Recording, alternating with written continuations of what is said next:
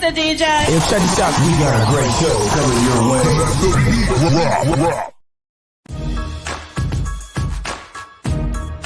From the ECSI Sports Studios, it's the Midday Market Report with Jeff Dawson.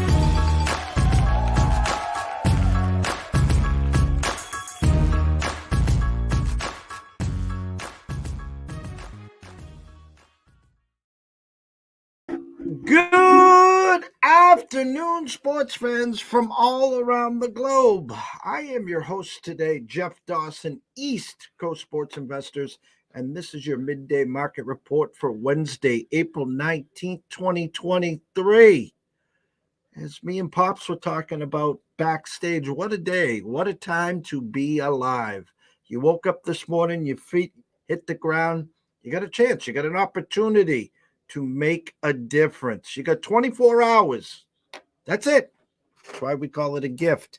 Today, Pops live from LA is a good time at LA. You got the Lakers, and it looks like Ja will not be playing as the Lakers are now point favorites against Memphis tonight. The Dodgers, JD Martinez heating back up. We gave them to you, Pops, for a cool $10 million, so that's some good stuff there. NFL draft next Thursday, where Pops will be live in KC. He's got a boxing match to talk about maybe in Vegas this weekend as well. So without further ado, let's bring him in. The true OG of gambling Twitter, the one and only Mr. Pop DiBiase. What's up, Pops? What's up? What's going on, Jeff? How's everything going, brother? It's going. How about you? Hey, it's the NBA playoffs. They're in full bloom right now. Things are looking pretty good in that court. Baseball, we are pretty much everybody's on about game 19 at this point. You know, we're almost to game 20 yet, but everybody's pretty much at game 19, game 20, 21, something of that nature. So we got a lot going on in the baseball world as well. You know, we got the Dodgers not playing up to par. They're still 500 right now. You got the Lakers up 1-0. You got your Boston Celtics up 2-0 after two outstanding defensive efforts against the Hawks at home. But the only thing that scares me with Boston is this is on the road. You know what I mean? Because you don't want to get too complacent, because the way that they got both of those wins, you could easily act like they're going to lay down for you in Atlanta, and they're not. So, yeah. And then we got a big fight coming up this weekend as well, too. Tank Davis, Ryan Garcia fighting for the championship of who's going to be the social media champion of the world. You know what I mean? Because at the end of the day, they're calling this the Generation X super fight and all this good stuff. But it's a great fight between the two most popular kids at the school. That's what I like to call it. You know what I mean? They're not fighting for any belts. They're not fighting for anything of real substance. All they're doing is fighting for some money and making sure that they have everybody's attention about it. Now, these are two guys that everybody's very, very high on. Ryan Garcia is seen as the next Oscar De La Hoya, and Tank Davis is seen as the next face of boxing. And pretty much we all know the status Oscar De La Hoya had as Oscar De La Hoya in his prime. Guy could literally go in anywhere and everybody knew who he was. It's kind of like the same approach for Ryan. Now, Tank on the other end, if he goes into any club or salon or barbershop or any place where a lot of black folks frequent at, they'll all know who he is. But I think that he's going to be introduced more to a more outside crowd, because Tank is pretty much a guy that people are very aware of, because who actually promoted him in the beginning, which is Floyd Mayweather. And believe it or not, in all essence of everything, Floyd is still in the room. But since you want to sell a certain image, you got to back Floyd away, because Floyd is a big he's the shadow that overcasts the room. It's just like, okay, LeBron and AD. When LeBron leaves the room, everybody loves AD. But when LeBron comes back in that room, it's all about LeBron.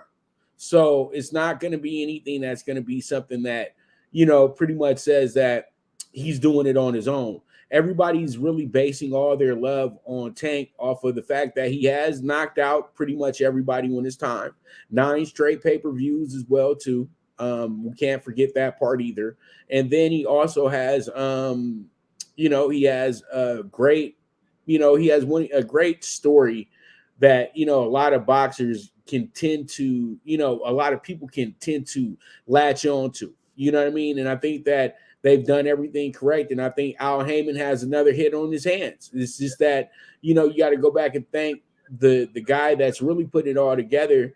And that's Al Heyman, who's really helped these guys. When he sees a guy that he feels is going to be special in boxing, he's going to build them up, just like he built up the Michael Jacksons of the world, the Drakes of the world. And the funniest part about it is Al worked with all those people. So that's why it's easy for him to build a superstar. But in the world of sports, that they're never, and Jeff, we know this isn't a show that I don't race bait, I don't do anything like this, but let's just keep it real. Don King had the same issue. Al Heyman has the same issue. You guys are powerful black men that make powerful decisions, and people don't like that. And we all know that. So pretty much, and if we wish the world wouldn't be like that, but it is what it is at the end of the day. But those men stay successful because they never buckle to the noise. They just keep going about their business. And that's why you guys are able to enjoy all these great fights. That's why you guys are able to enjoy all these great entertainers and great athletes, because you got to have people that don't care about kicking down doors and pissing people off. And I think that's exactly what, pretty much this fight is all about, is that you're kicking down a door and trying to say that boxing is back. You know what I mean? And this is how we're going to present boxing to you now. This is how we're going to try to get our young crowd in here and all that good stuff. But I keep trying to get people to understand baseball, basketball, but baseball, boxing, and horse racing. They're all from the same neighborhood. Every single one of them. They're all from the same neighborhood, Jeff, and you know this. And pretty much that neighborhood is Pastime Boulevard, And pretty much when you're a pastime, the older people will probably be your biggest fans of the sport. As you're trying to keep bringing in this young audience, it's just the fact that you just want to make sure that you're still relevant within what's going on in the current events of the world. But at the end of the day, they know that their real money comes from people in our age group. We're the people that are going to pay for the pay-per-view. We're the people that are going to pay for the tickets. We're the people that are going to pay for we're the ones that are actually going to go bet the actual event. Where it's a lot of young people are just doing everything to steal things, and we know that. You know what I mean? They're not gonna do anything to where they have to really give up some money. You know what I mean? So we know that that's what they're banking on, all that good stuff, because they're so worried about getting 2 million pay-per-view buys. That day is over with.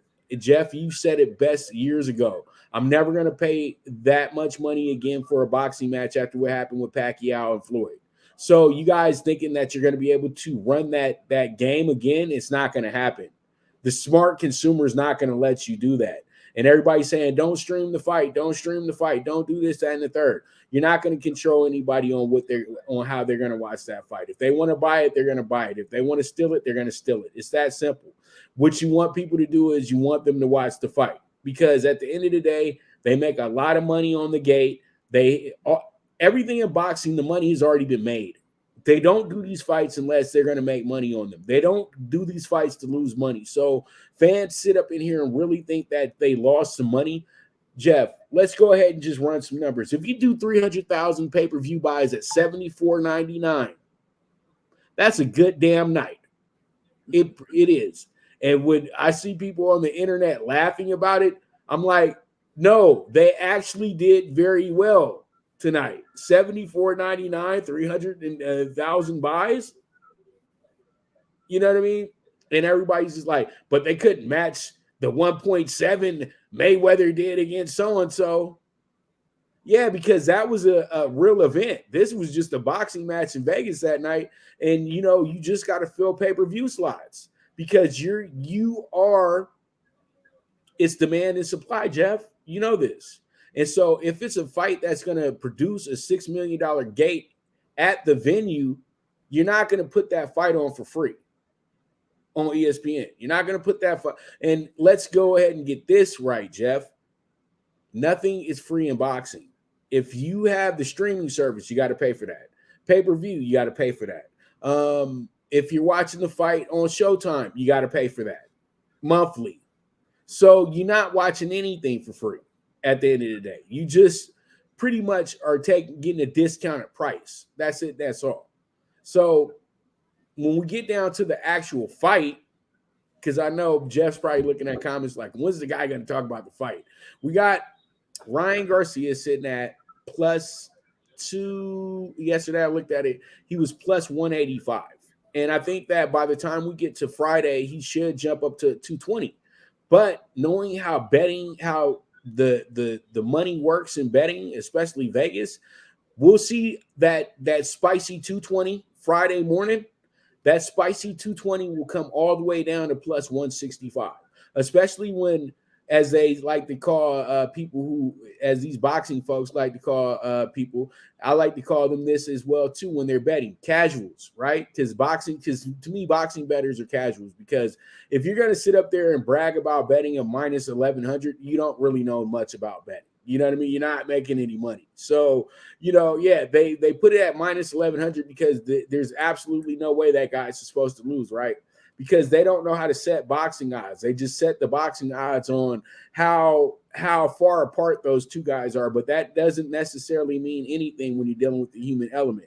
You got to look at boxing in the same way that you look at tennis as well, too. You know what I mean? How that situation will go. So I'm saying that with the number that I saw on Tank had a number that was about 245, -245. I said that you're never going to get a number like that on Tank in a fight probably again. And I think that if you really believe in Tank, this is the time where you can actually bet the house on Tank. You know what I mean? But I truly do think this, and I'm going to reveal it here on your show, Jeff, because I just can see and I know this is not sounding great. I love boxing, but I don't love this idea. That's the whole thing. I just think that I'm not going to say it's too soon. I'm just going to say that I think they think the fight is ready. But if you are saying that championships don't matter, you've never really won championship, that's the problem. But I truly do think, and I'm just going to finish it with this. I said that these guys, they keep talking about bet the purse and all this other extra stuff. Watch this. They're going to have a draw. Bet the draw and the over. I can feel the con job coming in now. And literally, I feel like they'll both leave with their zeros, but they're going to have a draw. Because this fight, the way that the hype is for it, it's giving me those Evander Holyfield, Lennox Lewis 1 vibes. That you can't really pick. You like both guys so much that at the end of the day, you think that this one guy is going to have the advantage, but they're going to wind up making it a draw. No, because, I agree. Shout out to Connor. Shout out to Marty. Connor was just saying the same thing. He was going to ask you about the purse stuff. He felt that it was like window dressing. We talked backstage for about 20 minutes about the old days of boxing to where boxing is today.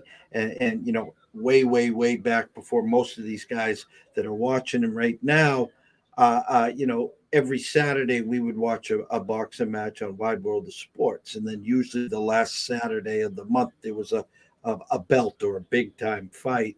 And nowadays, UFC has taken that over in Dana White, where Dana White will have some kind of card on every Saturday night, or most Saturday nights, and then usually once a month or every 6 weeks there would be a big title match. And we're just scrapping here, trying to, as you said backstage, there's 4 or 5 names that everyone knows in the world. So if you got 2 guys like this fight on Saturday, neither one of them want to leave the ring with an L. That will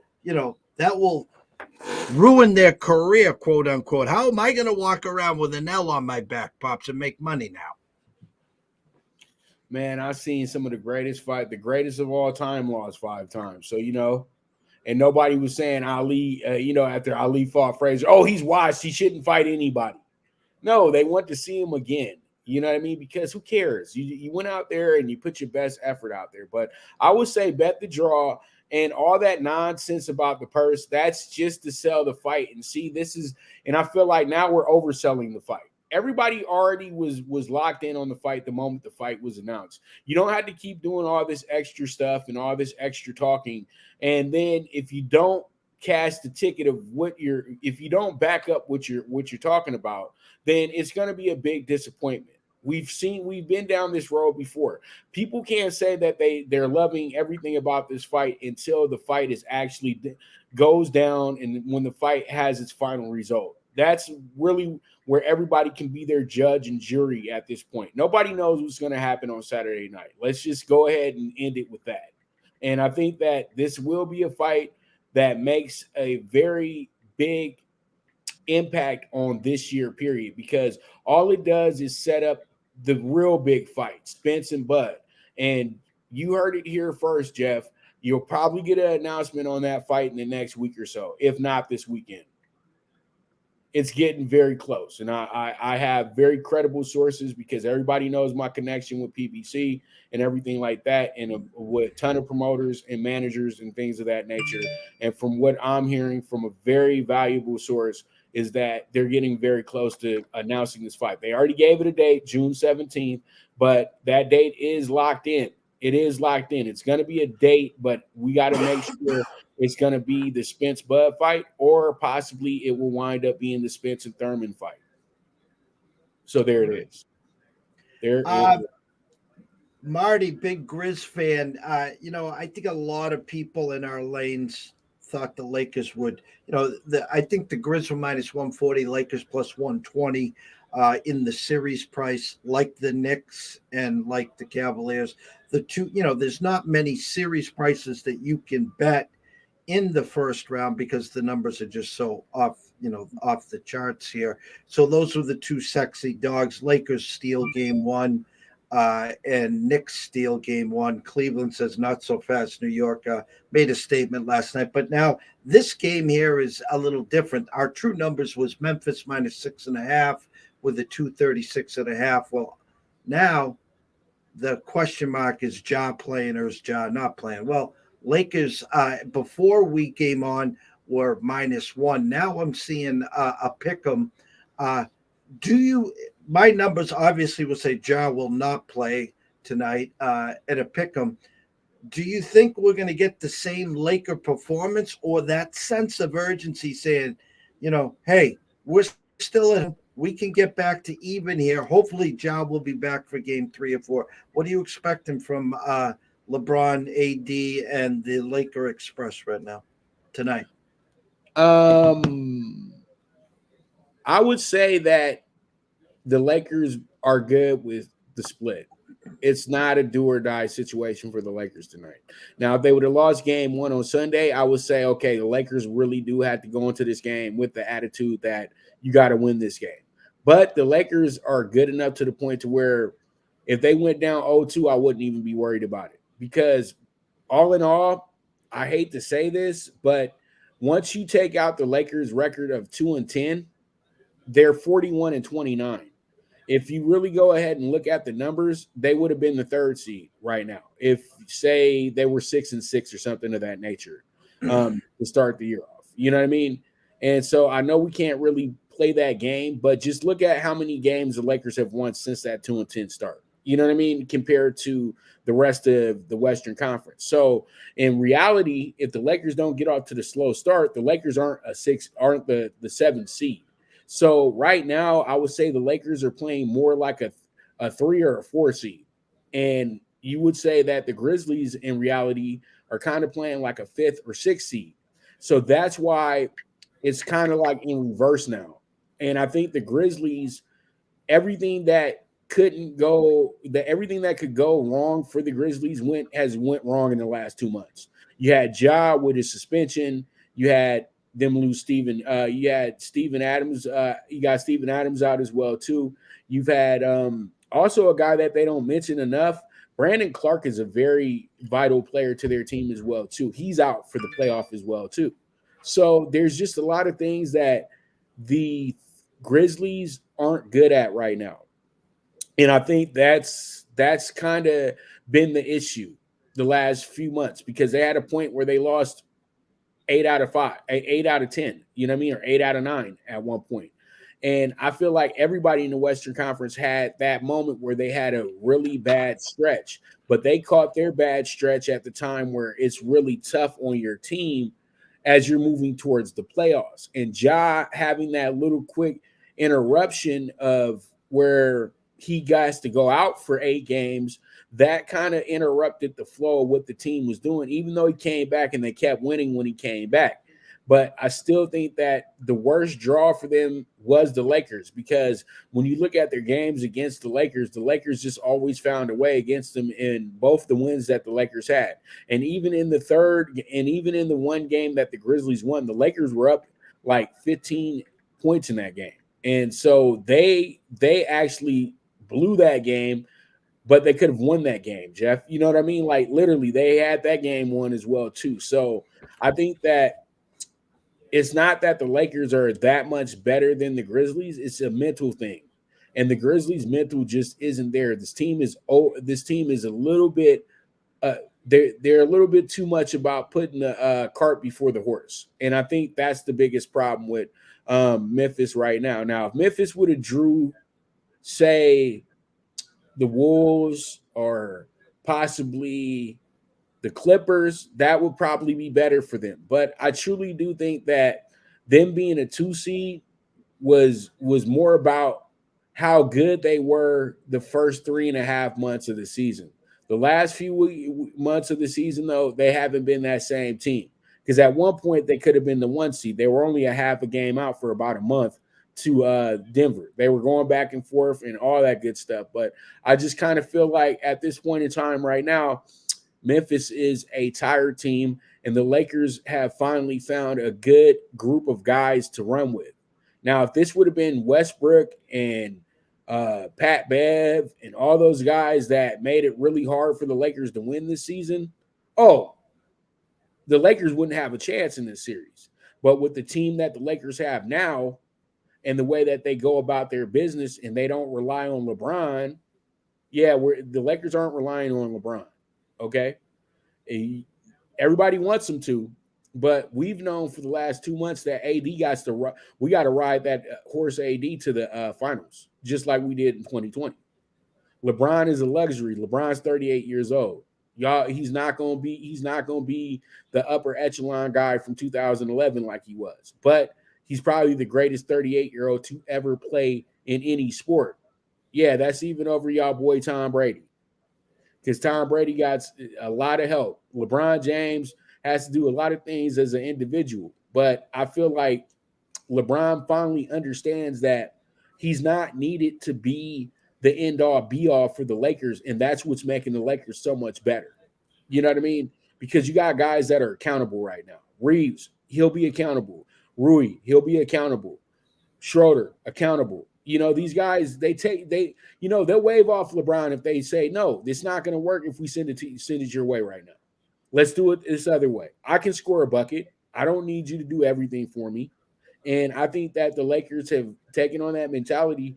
And this is something that a lot of Laker fans and a lot of Laker supporters have been, very happy about. And I'm glad that everybody's kind of spreading around the wealth. This has been a great team situation. When you look at it, you had 4 guys score over 20 points in game 1. The Grizzlies know that they can't afford that. You have to kind of have one guy kill you and then take care of everybody else.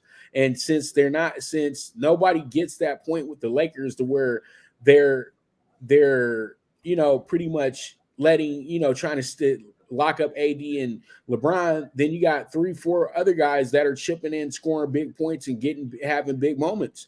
And that's the makings of a team that could be playing for a championship. I'm not putting them in the championship yet, but the Western Conference is so open right now. You really don't know who's going to make it at the end of the day. And so pretty much with that, I think tonight the Lakers can afford a loss. They don't need to technically go out there and put their monster effort out there, just like New York yesterday. New York realized early that, you know what, let's not go too crazy in this game because we got 2 games at the Garden. It's simple. We got 2 games at the Garden. We got the advantage here. Don't worry about nothing, because it really, at the end of the day, what you're looking at is we got this 1 win, and we can go ahead and get 3 more wins because we got games 3, 4, and 6 for sure at the Garden. So, as long as they take care of their business at the Garden, they're fine. And the Lakers can have the same mentality. As long as they take care of their business at the Crypt, then it should be fine. You know what I mean? The Lakers already got the most important win. The Knicks already got the most important win, the road win. Now you have the advantage at least through the next through 6 games, because now you got 3 home games to their 2, and sometimes you got 3 home games to their 1. So just look at it in that light. You know what I mean? So I think that the Lakers are on the right projection right now, and if they win tonight, I'll just keep it real. And I don't mean I don't want to ruffle any feathers, because I know we got Memphis fans here, but I think they can even agree that if the Lakers win this game tonight, the series is over. Straight up. And I don't see Ja coming back if the Lakers win tonight, because I feel like kind of like the Grizzlies just wanted to put him out for the rest of the season, to be honest, right after that situation happened, because it's more than just that strip club incident. It's a cumulative, and you can tell right now.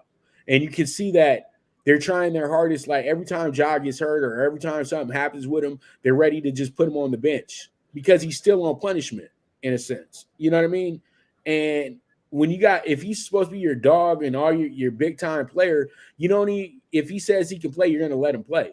But now they're looking at it to where they've paid this guy and they just can't let him play because he's already shown that he's not responsible with his with his off the court antics. So, hopefully he can go ahead and have a summer where he gets a reality check. And if he does that, Memphis can be a better team. Memphis, he has to understand that he's the leader of their team. And Allen Iverson made the same exact mistakes, and he lost the locker rooms that he played for. Simple. He lost that respect to being the man.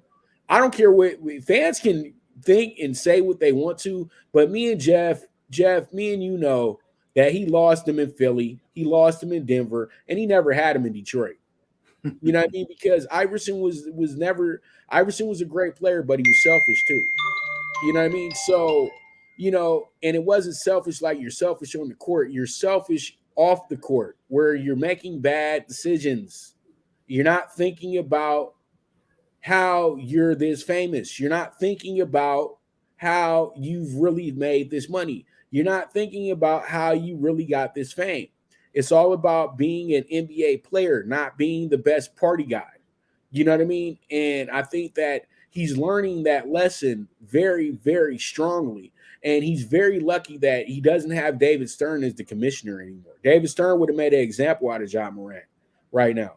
But no, he's going to let his somewhat, they were trying to tell us that Ja was going to be the face of the NBA when he was going crazy the first 2 weeks of the season, right? Now they back off that. And that's why the NBA is in so much trouble now. It's already bad enough that you're in bed with the sports books. Now you don't have anybody to really latch on to with LeBron in these twilight years. You don't have anybody. Curry's in his twilight years too. You can't just say, okay, we're going to hand the face of the league over to Curry is when LeBron leaves, because most likely when LeBron leaves, Curry's leaving, KD's leaving. They're all old players now. They're not young anymore. So who's going to be that guy you hand the league over to? I don't feel comfortable with anybody who's a big star in the league right now that's been in the league 3 years or less. They all have burnout looks to them, Jeff. They all have that. Who do I want to compare it to? They all kind of have that look where you might be, a Stevie Francis, where you excite me the first 3 or 4 years here, and then the moment we pay you, you might not be the same guy anymore. You know what I mean? So, hey, it is what it is at the end of the day. But I like the Lakers tonight. I think the Lakers can do some things, but the Lakers are not in. The Lakers don't have to worry about winning the game. Even though you want to win the game, they don't have to get anybody hurt to win the game tonight. You know what I mean? So we'll see how it goes. We'll see how it shakes out. Quickly, what's your thoughts on the suspension on Draymond? Down 2-0. You could have before the suspension still got the Warriors to come back and win that series at about plus 130, 135. We expected them to win game 3 and 4. Obviously, they're at home. The number is now dropped. The true number was 6.5 for the 238, down to 5.5. No Draymond game 3. Does Warriors hold serve, win game 3 and 4, and get it back to the best of 3, where they've struggled on the road the whole time, or are the Kings going to move on? Well, I chose the Kings to win this series before as soon as the series was set, and y'all can mark back, timestamp the show. I gave you plus 220 on the Kings. I want the Kings, and I even tweeted it out. But I know that this is a tough series for them as well, too. Them winning these first 2 games was very surprising for me, but not a surprise at the same time either, because Sacramento was so hungry for that playoff game, and their crowd was cheering like they were at the NBA Finals and all that good stuff. Now, Draymond getting suspended, it just kind of shows that Draymond's getting shown up a little bit because he can't stop Sabonis. And so pretty much he's going to use the excuse that he grabbed my ankle. No, he didn't grab your ankle. What happened was he fell down and your ankle was there. And for some odd reason, his arm was around it. But if you just act like you're not going to run down court, you could have easily tangled yourself up out of it. But he proceeds to put his foot on that man's chest and then jump off of his rib cage and run the other way. Literally stomped him in his sternum. He could have killed that man. He could have broke his rib, put him out for the playoffs. And Draymond knew exactly what he was doing. He's physical play because he's getting shown up. He can't stop Sabonis. So how do I stop Sabonis? I do some punk elementary school stuff. And it just goes to show you that Draymond Green is a great impact on a team, but at the same time, he can be the biggest liability to a team as well, too. Literally, the series could be 1-1 if Draymond doesn't do that. And I felt like the Warriors were still in that game and in position to win that game when Draymond did that. I kept telling my brother when we were watching the game, I said, regardless of, Sacramento being up 10, 12 points right now, Golden State ain't going away because there's going to be a point where they're going to make a run and Sacramento can't score. And, they started missing free throws. They started doing all that. But when Draymond did that, he killed the momentum that the Warriors had built at that point. The Warriors were about to go on a nice run at that moment. And when he did what he did, it just killed everything for him. But I still think that Steph wasn't clutch in the end like he usually is. Something's wrong with Steph right now because air balls left and right. And then the disrespect to Klay Thompson, who actually kept them somewhat alive there in that final 2 minutes. He hit the final 9 out of 11 points, all 3-pointers. But they're going to say he struggled. Like, no, he did not struggle. It's just that everything came together too late in the game. So Draymond getting suspended is actually very warranted, but at the same time, too, I thought that they were going to just have a fine and they were going to let him play game 3. But I truly don't think that it's going to be anything that affects the Warriors. I know that Draymond is a great vocal player and that it's very helpful to have him there, screaming and yelling and being a seventh coach on the bench and everything like that. But Jonathan Kuminga is a better player. So they're going to be all right. having Jordan Poole get a little bit more playing time, which he hasn't been getting in the first 2 games, might get his average up a little bit more. But we always knew that Jordan Poole was overpaid, and now it's really starting to take effect right now with how bad he's playing in these playoffs. You know what I mean? $140 million, bro, for 4 points isn't going to do it. You know what I mean? So he's going to have to step it up as well, too. And I think that you're going to get guys to step it up because Sacramento can be comfortable. They're comfortable right now, Jeff. 2-0, cool. We got games 5 and 7 at home. Cool. We got these guys. We got them. But Mike Brown, you know how Mike Brown coaches. Mike Brown's telling them right now, we ain't got nothing until we win a game here in San Francisco. And I think they may put too much pressure on themselves, Jeff, and Golden State figures out a way to win both of these games because those games were too close to call, in my opinion. Sacramento should have really, the way Sacramento played in game 2, they should have ran away with that one, but they couldn't because the Warriors know how to go point for point with you. In game 1, that could have went either way. So they're lucky that they're even 2-0 right now. They could easily be 0-2, but they have a great coach in Mike Brown. They have a great leader in De'Aaron Fox, and they just have a great unit overall. And, this team has a big, bright future ahead of them. Regardless of what happens in this first-round series, the Sacramento Kings are a team that needs to be dealt with for the next 5 to 10 years because De'Aaron Fox literally, to me, has made himself, if not the top point guard in the league, he's top 3 now. It's that simple. I know everybody, da-da-da-da, but De'Aaron Fox has been a killer since day one, and we both know this, Jeff. But his biggest problem was that he went right at the golden goose. He went right at my boy, Zoe Ball, immediately, and his father. And I don't think that was the right way of doing things because him and his dad looked real jealous of the attention that those two got. But now, in reality, when you look at it, he was just trying to tell us that you need to pay attention to me as well, too, because I feel I'm better than this guy, but I'll go ahead and show you on the court, and that's exactly what he did. The NBA right now, a couple numbers. Milwaukee 8-point favorites. Looks like Triple G, that I call him Giannis, will give it a go. Nuggets 8.5 against the T-Wolves tonight as well. Let me see. What's the date today? The 19th. So tomorrow, Philly right now, 5-point favorites at Brooklyn. Golden State 5.5 at home against the Kings that we just talked about. The Suns 2.5-point favorites at the Clip Joint.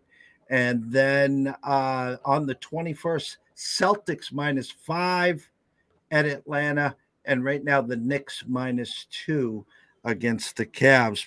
Pops, let's go to some baseball. Dodgers, Freddie Freeman Monday, 2 home runs. Nice to see him come back. And then last night, J.D. Martinez has a good game. And hats off to Mr. Kershaw for number 200. Give us a temperature and the Dodger report. Well, Jeff, when we talked at the beginning of the season, I told everybody that the Dodgers have too good of a start. It's going to work out against them in the end. The Dodgers are perfect right now. 9-9 after 18 games. I think it's perfect. Yeah, it's okay. It's all right. It's all right. It's all right. Yeah, we lost the series to Arizona. It's okay.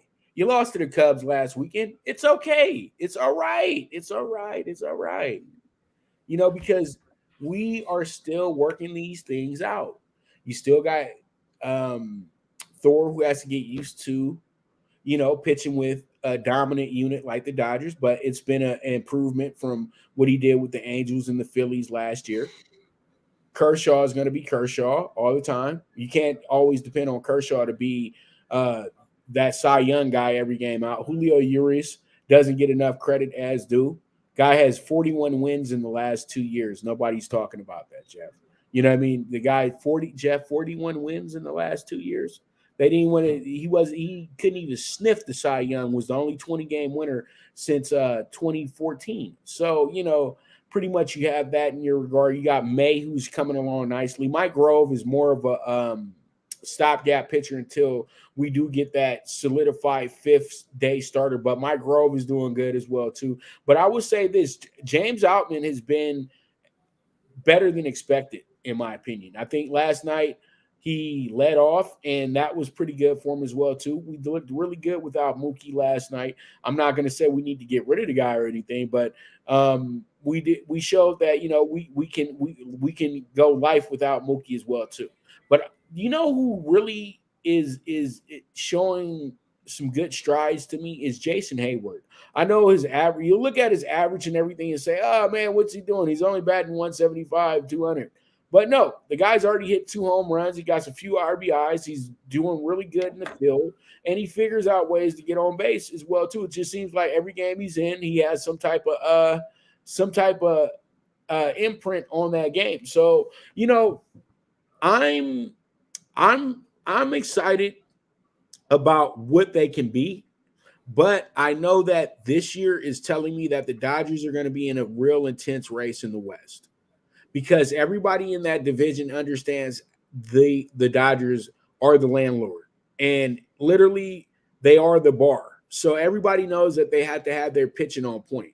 And that's where the Diamondbacks are playing so well is because it's not their starting pitcher, Jeff. It's their middle relief that's actually the star of that team.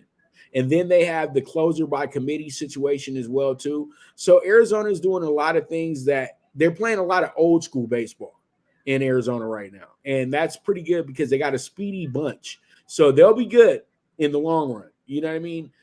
Now, it might just be that it's early in the season. That's why they look so good. But I know that the Dodgers are about a streak away from absolutely taking over the division. I know it's coming. And I just know that, the Dodgers today, they have their game in about the next 50 minutes.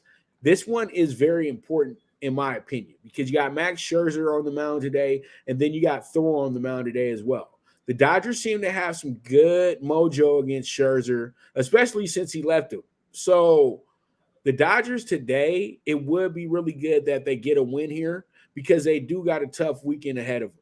You know what I mean? They got today's game, then they got a game. I think they're playing it all weekend this weekend. The Dodgers haven't had a day off all week, so that's going to be telltale. And I think that's kind of like why the Dodgers are 9-9 right now, because I think the Dodgers might have had 2 days off since the season started. And that can play a part into things as well, too. And they're just getting they're just figuring out who's going to be there. You know what I mean? Because we still don't have third base figured out, and we still don't have center field figured out. So, it's everything by committee right now. And then once they go ahead and find the right rotation, everything should be good. But knowing the way that Roberts approaches the game, we know that the lineup is going to switch every night. You know what I mean? If it's a lefty, it's going to be a lefty dominant lineup. If it's a righty, it's going to be, a dominant lineup for a righty. They're not going by the old school, what we remember, Jeff. These are my 8 hitters and my pitcher. You know what I mean? This is my 8. It's not going to change like that in the batting order. So, a lot of people don't understand the batting order used to just be the batting order. They didn't flip things around as much as they do today. You know what I mean? They didn't use everybody on the bench. You was a pinch hitter. You would get a day. You would get a day to start, maybe 2, but you wasn't going to be up there getting, you wasn't going to be playing 3-4, starting 3-4 times a week. You might get 1 or 2 a month, so we'll see how it goes. But all in all, Dodgers today, hopefully they go ahead and go back to 10-9. Monday was the first time all year the Dodgers were under 500. So the Dodgers just step it up big today, hopefully. It's a midday game, so it should move pretty quickly as well. So it should be a lot of fun. There'll be a lot of people sneaking out of work today, a lot of kids playing hooky from school, and they'll all be at the game today at 12 o'clock. So it should be fun, and I look forward to it, Jeff. Yeah, and I'll wrap the segment up in saying, the anemic Padre offense, this is a team that brings over Xander Bogaerts, that has Mr. Machado, that has Soto, that has Tatis coming this weekend, and they can't score. And I talked to Scott Webb last night during our show, and we said, what is going on? Is it the WBC? Was it those guys all playing together, for the Dominican Republic? What the hell is going on? But this was supposed to be the Padres year. And Arizona comes out. Listen, I like to call the Giants pesky, because every other day they seem to put up, crooked numbers, and they're just a thorn in your side. Well, Arizona, if you sleep on Arizona too, they can put up some runs. But the way this division's shaking out, we all know you got that 25-5 run in your arsenal. I've seen it every year. It's not if, it's when. And so it's going to be interesting. I know you guys are going through a handful of injuries as well, but you got the seasoned vets, you got the next man up, and it's always, always fun to watch Dodger Blue play for sure. The scroll has been going the whole time, sir. Everyone on Twitter, go follow this man at Pop DiBiase, at Prime Wave Media. I call him the true OG of gambling Twitter, Mr. Prime Time. Pops, tell them where they can find all your work. All right, man. You guys can check me on the Twitter. You guys see it at Pop DiBiase. You guys can also go ahead and follow me on IG at DiBiase Wave _, or you guys can follow the actual business page, which is PTSI on IG. So pretty much you guys can check me there if you're interested in being an exclusive client. But to see my daily plays and all that good stuff, if you don't watch my show, that's on the YouTube channel, that's also on my Twitter, and it's also on my Facebook as well too.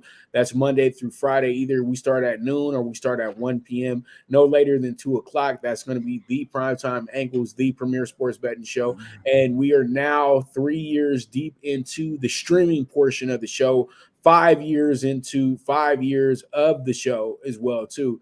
And pretty much I'm pretty proud of that, Jeff. And we all know that the first show, and Jeff might get mad at me about this, but I'm going to be a little funny here. When I was over here breaking Jeff into the more of the radio and streaming side, when he used to be my once a month guy on Capcast. So, we've been doing this since 2015. So it always cracks me up when I see these sports betting shows, knowing that I had my content and all that stuff, my articles, all that stuff back in 2015.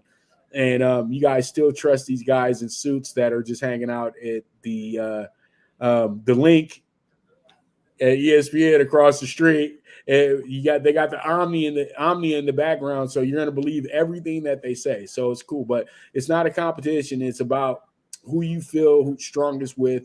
If I had the $10 million budget, me and Jeff would have had 60 shows on these networks. So it's all good. And pretty much you guys can catch me at all those spots, but do not miss the show. If you want to watch the show, watch the show. You can watch it either live or you can watch the replay of the show. But if you are going to watch the show, do me a great favor.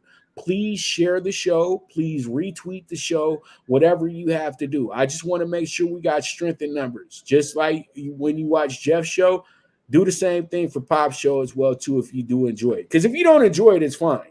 But still, go ahead and retweet it, because people always retweet and share things that they don't enjoy. So you can do that as well, too. So pretty much much love to you guys. I thank Jeff so much for having me here as usual. My brother from another, and you already know what time it is. This is the Don of Cape Cod, and you guys know that this man and me go way back. And whenever we giving you guys the grease and giving you guys this information, where it's coming from a good place.